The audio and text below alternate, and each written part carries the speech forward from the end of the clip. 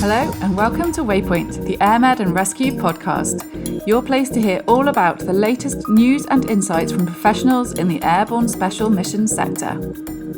My guest this week is well known in the international search and rescue and mountain rescue community, the one and only Charley Shimanski. He's worked in helicopter, air ambulance and search and rescue services for many years and has lots of experiences and insights to share with our listeners. Charley, welcome to Waypoint. Charley, thanks for joining me today. Thanks, Mandy. Right, so we're going to start off with a little bit of background knowledge for people who may not be familiar with you and your experience in the industry. Can you share a quick potted history of your career in the air rescue sector? Happy to do so, Mandy. But before we talk about me, let me first thank you for joining you on the Waypoint podcast. You and I have spoken before, and I know you already know I'm a huge fan of AirMed&Rescue magazine, and your Waypoint podcast is the perfect complement to the great magazine. I've mentioned to you before, I keep every issue of the magazine because I use them frequently as reference materials when I'm working on trainings or other articles that I'm writing and so on. So again, I thank you for the privilege of being part of the podcast.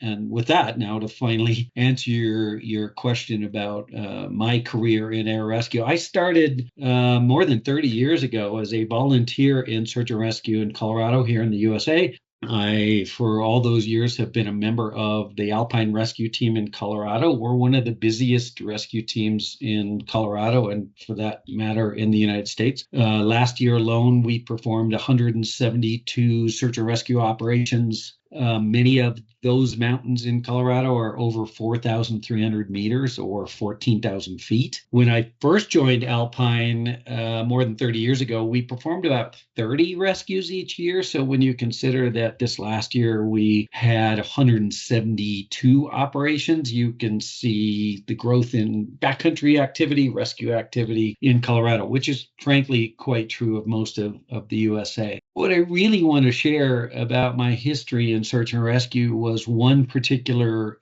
search that we had back in my early days of my SAR career. It was my fourth year, I think, in search and rescue. And I just happened to be the incident commander one day on what became the largest search in Colorado history. It was a week-long search for a missing hiker. Wow. And tragically, during that search, we had an aviation-related crash and line of duty death. It was a moment I'll never forget. And after that day, and in memory of our pilot, Terry Leedens, who died sadly in that crash, I dedicated myself to helicopter rescue aviation safety. I realized in the week that followed, or weeks or months, maybe I guess I should say years that followed that crash and Terry's death, that I needed personally more aviation safety training. And in fact, over time, I realized we all needed more aviation, helicopter in particular, safety training. So shortly after that crash, I started volunteering with our local helicopter EMS HEMS provider, which is called Flight for Life here in Colorado. And I think we'll talk about Flight for Life in a minute. But the most important thing I discovered when I took shifts with Flight for Life on volunteer, what we would call ride-alongs in those early days, was that there was no backcountry helicopter rescue training guidebooks. This was even before the internet, so not even anything online, of course. And none of these things existed. And I complained about that to two pilots, one from Flight for Life and another pilot I'd flown with. And I was like, there's no training materials. How do people learn if there's no training materials? And both of them said at the same time, well, Charley, let's sit down and write them. And so that sort of unintentionally became where my focus has been over the last 30 plus years. It became the start of what for me has been 25 years of developing helicopter rescue training with the Mountain Rescue Association here in the US. And now some 10 years after we put our guidebooks online, when the internet first came along, we especially started to put everything online. Yeah. Now we have more than 11,000 students enrolled in our courses, and we're super excited about that. And as I finish this answer, the long-winded answer answer to your question about my background. If I may, I want to put a shameless plug in for that training, which I know you all have featured in the Airmed&Rescue magazine. The online training for the MRA on helicopter rescue and a few other topics is free to anyone to enroll. Anyone on the planet, as long as you have an email address for a confirmation email, can take our courses. They're available at the MRA website, which is www.training.mra.org. And we're just super excited now that thousands and thousands of rescuers have taken these courses. Some rescue teams require these courses of their rescue team members. So anyways, I hope that gives you some sense of where I've spent my time in SAR in the past 30 plus years, and as I mentioned, most of it just around safety education and what do we do to make sure we know what we need to know in this work of search and rescue, helicopter search and rescue. I think it's astonishing that there was nothing, and I mean, aviation is so risk averse that it's astonishing that people were allowed to just volunteer and jump on a helicopter and start working.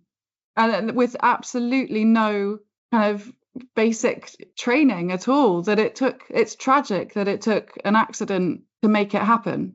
Yeah, and I should say that there was basic training, but nothing formal and national. Okay. And what I mean by that is, so with Alpine Rescue Team, we would train with Flight for Life. They would fly up to our headquarters, and the pilots and the crew would teach us helicopter safety and don't go near the tail and all that basic stuff. But the problem was that every rescue team had to have it, was receiving its own training from its own nearby helicopter program. And so it was all over the map as to what a team was qualified to train in. And that's where, with the Mountain Rescue Association, which is, of course, a national association of search and rescue teams, when I became the education director for the MRA, the rescue teams were like, Charlie, we don't all have helicopter rescue experts on our team like you are. If you could provide course materials that we could teach to our people, it'd make our job so much easier. And then, of course, along comes the internet, and we're able to create credentialed, you get a certificate at the end of completing all of any of our courses. And so suddenly the teams were like, oh, thank God, now we can direct everybody on our team to this online resource. And then they can come meet us at the hangar on Saturday and we'll do the hands-on training. But now we've got people learning more formally. So we had training, but it was kind of fly by the seat of your pants, if you will, from whatever the local program was able to, put together, which was going to be different no matter where you went in the country. Yeah, I mean, fair play. I'm not going to take out the plug for the free online courses. That Airmed&Rescue is all about safety, and a free resource like the one that you're offering to get standards up and to get everybody educated is incredibly valuable. So you do amazing work. I mean, we talked there about how SAR and HEMS can work together. The Flight for Life teams coming and educating the SAR personnel and the mountain rescue. So how closely do the standard operating procedures for SAR and HEMS work? Obviously, you work for Flight for Life Colorado now. So are you seeing the SOPs come together for SAR and HEMS operators, do you think? Yeah, there are ways in which the search and rescue helicopter work and the HEMS helicopter work, which is more traditional inter-facility transfer, scene flights and motor vehicle accidents and these types of things, they're similar and they complement each other, but they're also very different. I am privileged to serve, as you mentioned, as the Mountain Rescue Program Coordinator for Flight for Life. It's a volunteer role that enables me to serve as a sort of subject matter expert, liaison, interface between the search and rescue community and the Flight for Life program, its management, pilots, and HEMS crew members. And in that role, I serve on the Flight for Life Safety Committee. I assist in developing training and as you mentioned, operational SOPs. We here in Colorado, which is a country almost exactly the same size as Italy, although much less interesting. It's very much a square, rectangle, if you will. We have 5 AS-350B-3E helicopters that support search and rescue missions in Colorado. Yeah. And in Colorado, most people may not recognize that we have 54 mountains taller than 4,300 meters, or about 14,000 feet, in a country the same size as Italy. So needless to say, we're busy. Now, you asked if the two are complementary, different SOPs, and I think they're both. I think they're complementary, and I think they can be quite different. They're complementary insofar as whether it's a HEMS flight or a search and rescue backcountry flight, the aircraft and its crew are often about to become what we refer to as the best part of somebody's worst day. We provide highly competent crew members with vast experience in critical care. You don't fly in the back of a Flight for Life helicopter unless you've got already years of paramedic or nursing care in an emergency setting or intensive care setting. And we also provide pilots with thousands of hours, pilots who have vast mountain experience. And so in that way, they're very similar, but SAR flights and HEMS flights are also very different insofar as there are often many more unknowns in the search and rescue operation. So in a SAR operation, the pilot's flying into terrain that may not be well known to them. It may be a site they go to often, but often it's a place that's not known to them, and certainly at higher altitudes than their traditional interfacility transfer or a scene flight. And then on top of that, add to the fact that the backcountry helispots that our pilots must land in are often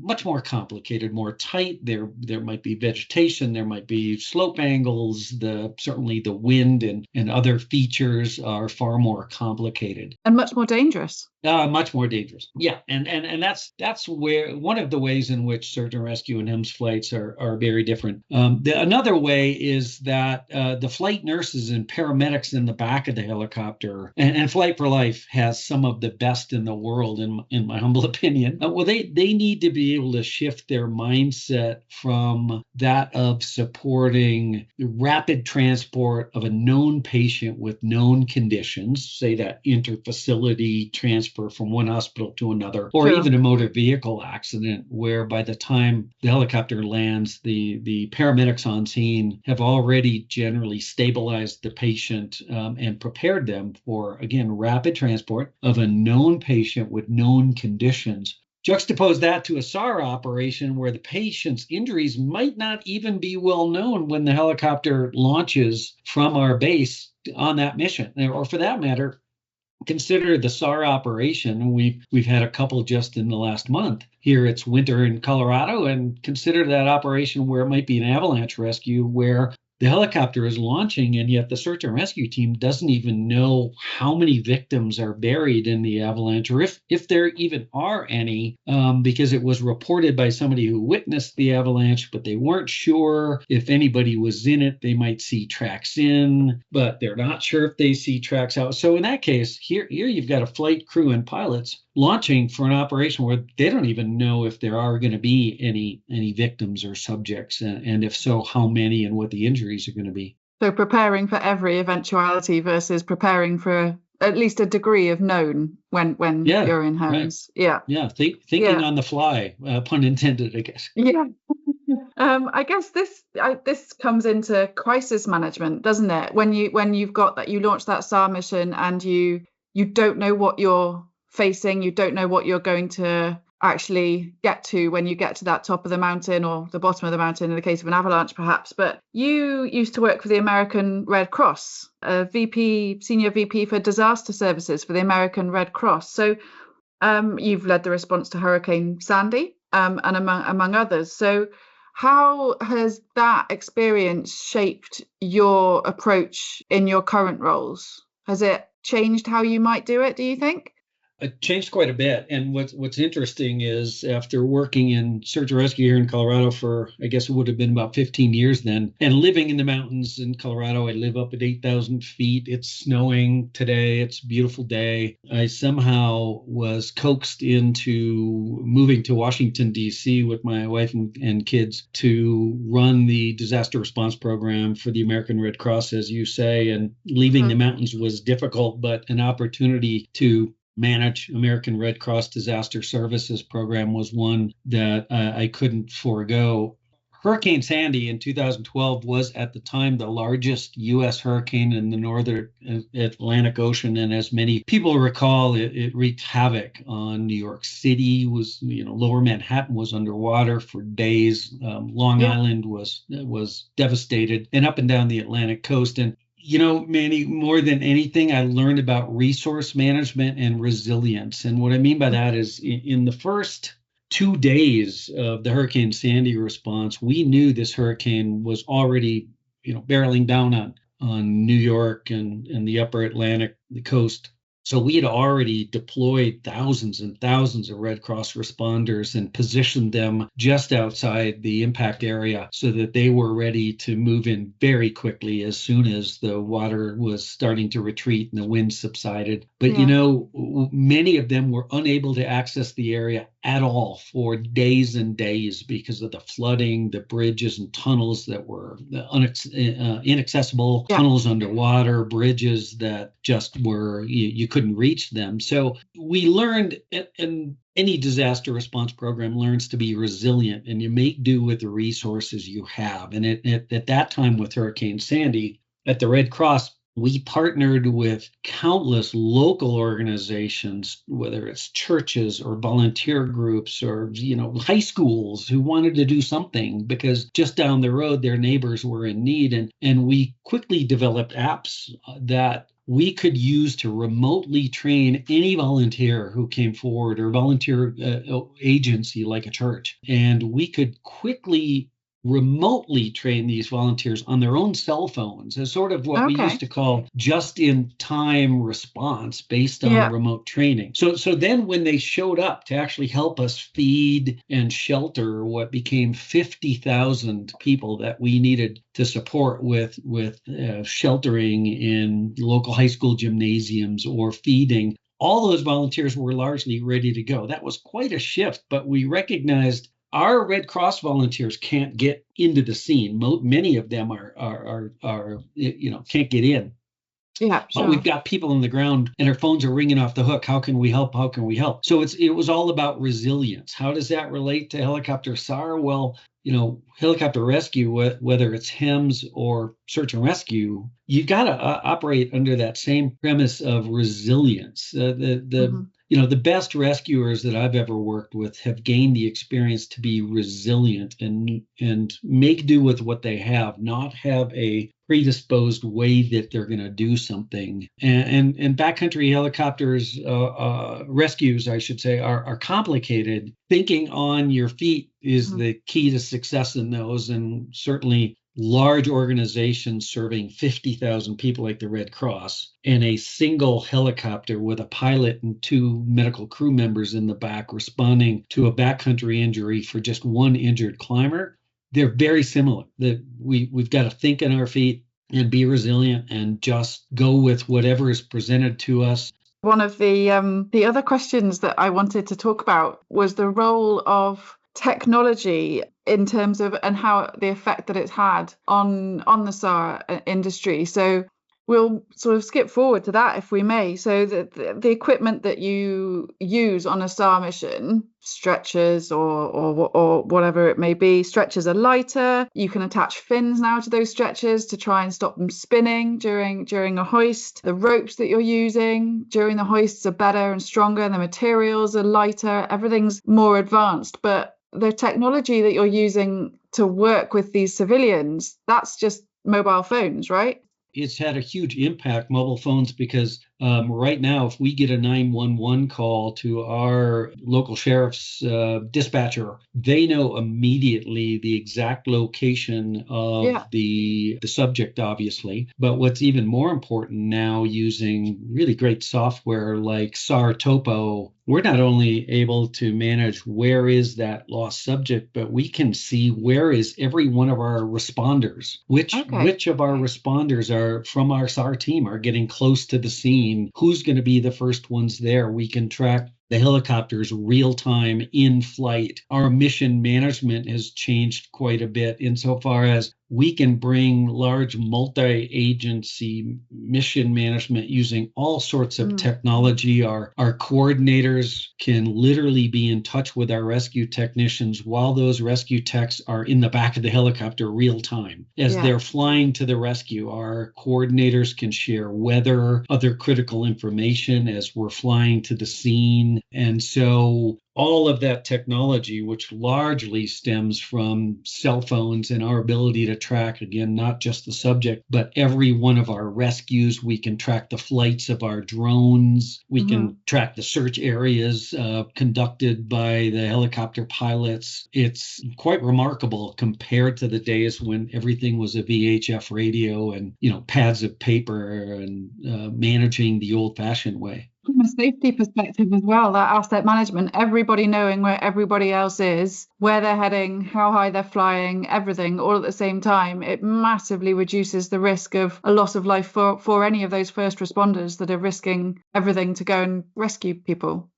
Absolutely. And the last thing I'll add about technology is all of the helicopter manufacturers, Airbus, Bell, Leonardo, they're constantly improving their aircraft to include things like auto hover. The displays that the pilots are operating with under some of the new aircraft are quite remarkable compared to what we used to have. Just think about the technology we have in our cars now. Like virtually every new car has its own pad, and there's so much technology compared to the early days. And the hoist manufacturers, onboard systems, what we used to call Goodrich Hoist and Breeze Eastern in particular, are both working really, really closely with the rescue community and technology and the equipment that they have. Amazing. It's amazing. Yeah, the leaps forward, it's all in the name of keeping everybody safer, the people that are out there risking their lives so that others may live, right? But they've got to come back home. And it's comforting for all of us to see that kind of technology all coming together. Your role as president of the Air Rescue Commission for ICAR, that's how I introduced you originally in the podcast. Could you tell us a little bit about what that involves? Yeah, absolutely. As most of your readers know with the magazine, and your Waypoint listeners already know, ICAR is the International Commission for Alpine Rescue. It's an international body, largely European-based body of subject matter experts that work in 5 different commissions. We have a technical rescue commission, an avalanche rescue commission, a medical commission, a dog commission, and of course the Air Rescue Commission. And I'm privileged to be the president of that commission. Largely, ICAR's greatest achievements are that we put together an annual Congress every October, where we bring hundreds of search and rescue responders from all over the world, although again, largely European. The role of the Air Rescue Commission itself and me as its president is to bring together best practices, knowledge sharing. We focus on reviewing incidents and accidents or even near misses. And more than anything, we engage in a lot of discussion and conversations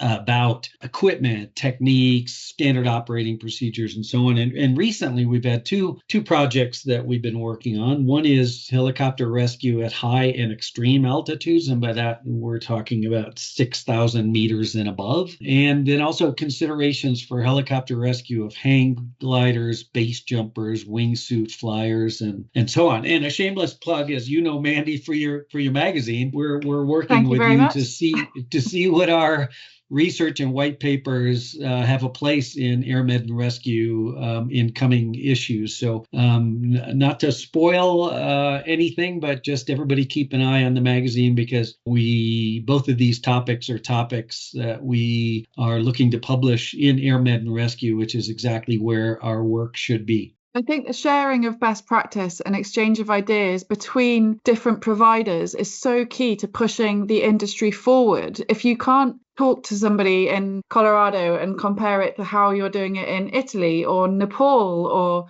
Japan or anywhere, it restricts progress. Absolutely. And you mentioned technology earlier. I mean, we are so blessed. If we were stuck in this era of no internet, no online ability to develop training and share these kinds of things, or just any knowledge sharing, best practice sharing, we'd be back to where we were 30 years ago, where it was so difficult to just reach a global audience.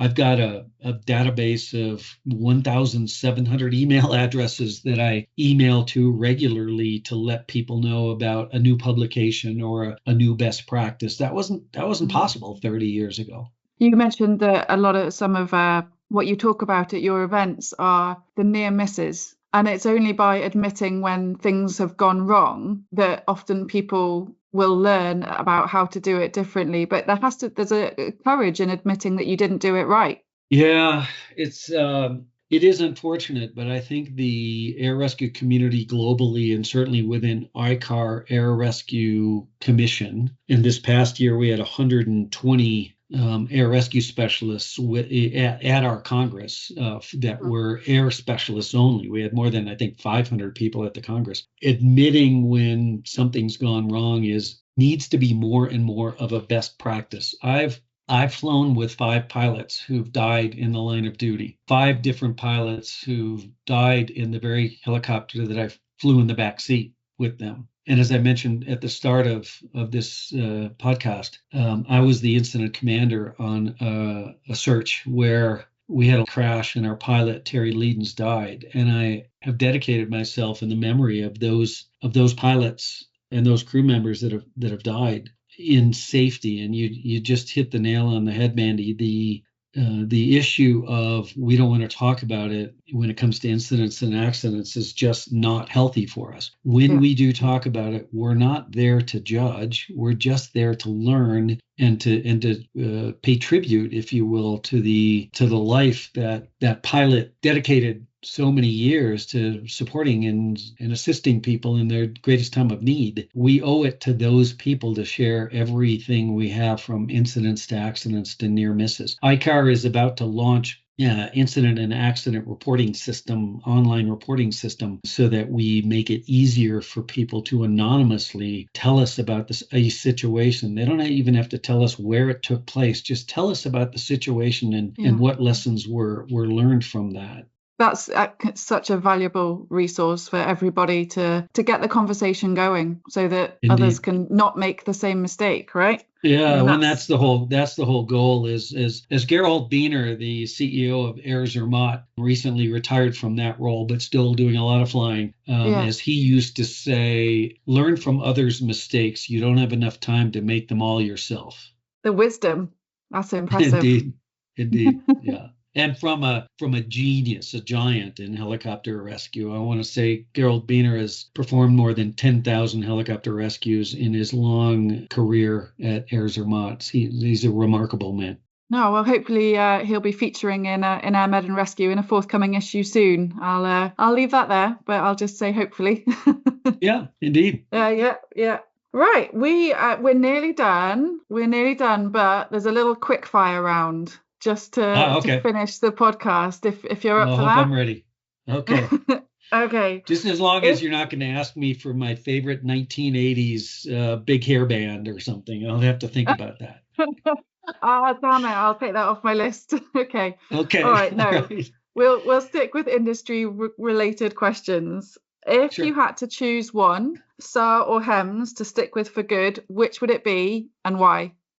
Search and rescue for sure, but then again, I'm in these high peaks of Colorado, but search and rescue more than HEMS, I think largely because of the unpredictability of our search and rescue calls makes every single call that our crews fly on a little different. I like to joke that I'm self-diagnosed ADD. So the attention deficit disorder is kind of one of those things that I often ask myself, do I have that? Because the variability of a search and rescue operation is always interesting to me, and I know our pilots and crew love the beauty of the Colorado backcountry. So I'd have to say, if I had to choose one or the other, it would be a search and rescue operation.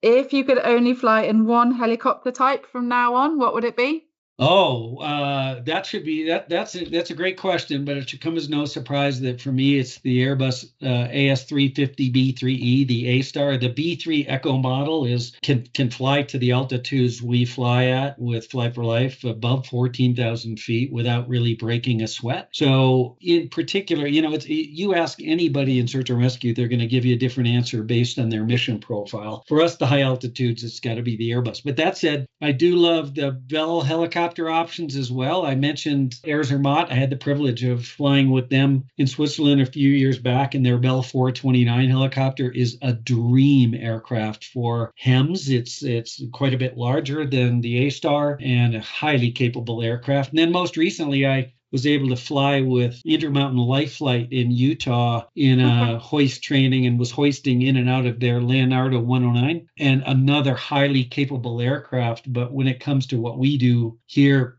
with Flight for Life, it's really got to be, because we're well above 14,000 feet, a lot. It's got to be that A-Star. I guess the best way to say it is there's an old adage, dance with the one that brought you. And I'm partial to the Airbus A-Star. She's been a workhorse in nearly all of the rescues I've participated in or supported. I love that helicopters are female. Like, that's the strength, right?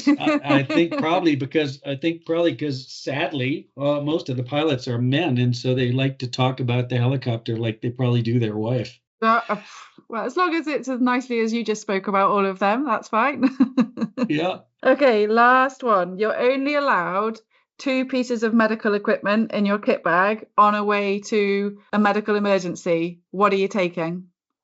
Oh, wow. Man, I'm going to give this a second to let all your listeners think about what they would say. My first reaction, Mandy, I don't like to think about it as equipment per se. If I was allowed to take 2 things on every flight with me, first and foremost, it would be, and this is cheating because I'm not going to mention equipment, it would be confidence. That's why having experienced medical crew members in the back is so critical, as opposed to whatever equipment they might have, because equipment can fail. And so confidence. And then second, I guess, cheating again, I guess I would say that I would want to bring the compassion for that person. So I dodged your question by talking about confidence and compassion, none of which fits neatly in a medical kit. But those would be the first 2 things I'd want to make sure I always have on every flight. That's a beautifully dodged question, Charlie. Well done. It comes from experience. I've realized if I had one thing to change on certain flights, I would have been more compassionate in that moment that I was so focusing on a technique or a piece of equipment or medications or whatever it might be.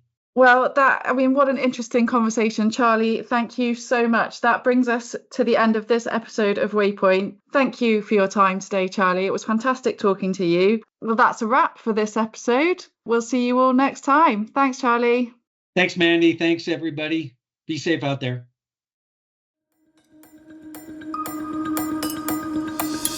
And that's it for this episode of Waypoint. Thanks to Charley Shimanski for his time today. Don't forget, you can visit the alpinerescue.org website for loads of free resources that are going to keep safety standards as high as they can be for everyone involved in SAR and HEMS. Thanks for listening today, and make sure you subscribe to the podcast on your favourite streaming platform so you know when the next episode comes out. Safe flying, everyone!